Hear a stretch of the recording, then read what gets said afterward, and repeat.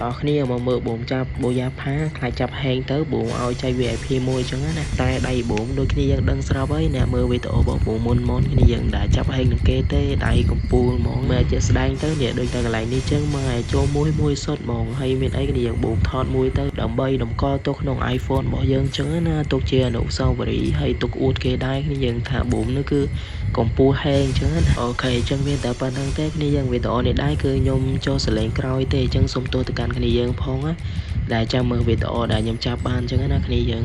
ហើយដូចតែខ្ញុំប្រាប់ក្នុងវីដេអូមុនចឹងគឺថាអាទិត្យមុខនេះគឺខ្ញុំចែកអ្នក top fan អីចឹងបើខ្ញុំភ័យទេគ្នាយើងអ្នកដែលអត់ទាន់បានអីគឺ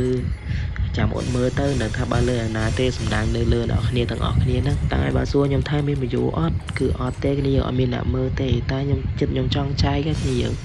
ចឹងឲ្យគ្នាយើងបាន VIP ឬក៏បានពេចអីពីខ្ញុំទៅតិចតួចចឹងណាហើយដូចខ្ញុំប្រាប់វីដេអូមុនចឹងថាដែលអត់មានពិតអីគឺចាំតម្លាក់ ID មកបើសិនណាយើងមានអីយើងកុំចង់បានទៅអីគ្នាយើងឲ្យអ្នកដែលអត់ទាន់បានទៅ